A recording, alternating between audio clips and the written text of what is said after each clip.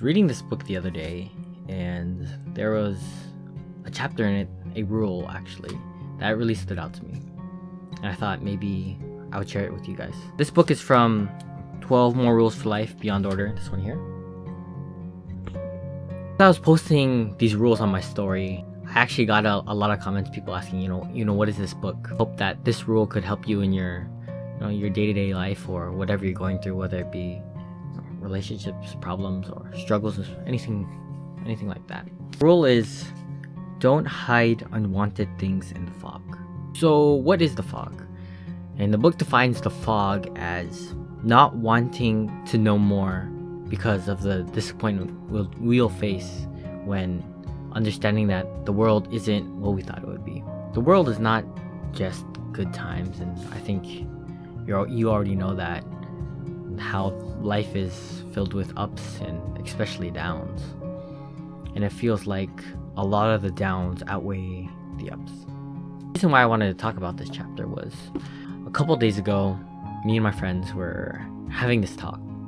One of my friends, he said, I'm really thankful for meeting you guys. He said that he didn't expect that he could open up and talk to his friends about struggle and finding meaning in life. I think a lot of us could relate to this.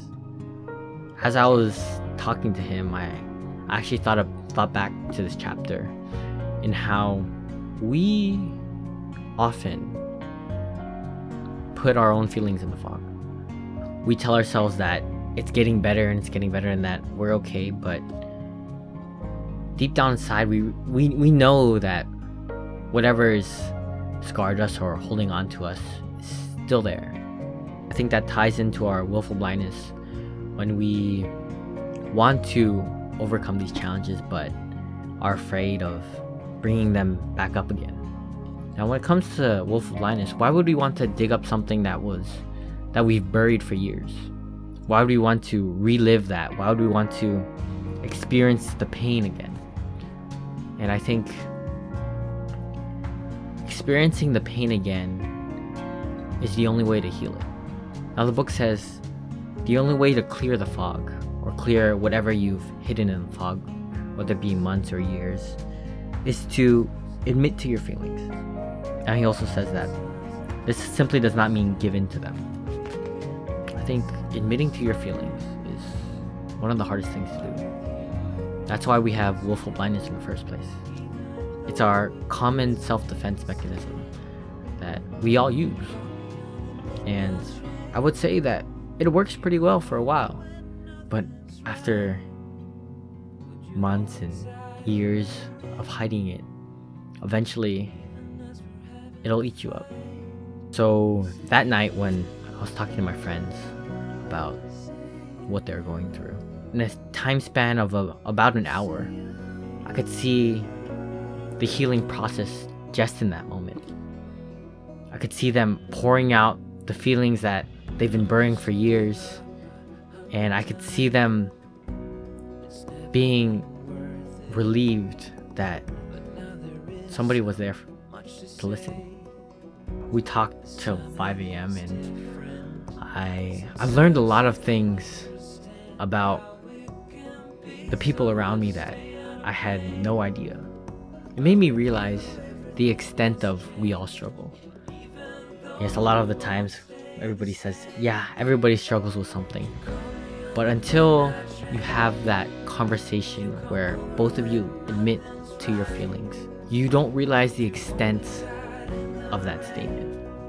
The big lesson in don't hide unwanted things in the fog is the first step towards healing is admitting to your feelings and talking them out with people around you. Just like my friends, a lot of people relate to not being able to admit to their feelings and talk it out with people around them. I feel that people don't realize how much one conversation could change them.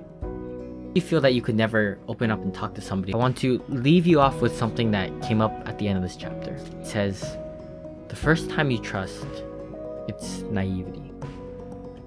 You go out, you trust somebody, and you get hurt. But the second time you trust, it's courage. I will trust you. I will extend my hand to you, despite the risk of betrayal, because it is possible, through trust, to bring out the best in you and perhaps in me. So, if you're feeling that you can never open up to somebody, just realize that it takes courage. It takes courage to admit to your feelings, to get out of willful blindness. But in the end, it's worth the healing. Now, I hope this video was somewhat useful, and if you're watching, if it is useful, please let me know. What I hope this channel to be is one of those 2 a.m. conversations you have with someone you're close to. A conversation where you could bring out the best in each other. Where you could heal, you can learn and grow together. Now, I haven't been posting lately, but I think that from now on I'm going to start making documentaries about normal people's struggles, and hopefully whoever's watching it could relate to it and hopefully feel a little bit more connected. Thank you, and I'll see you guys later.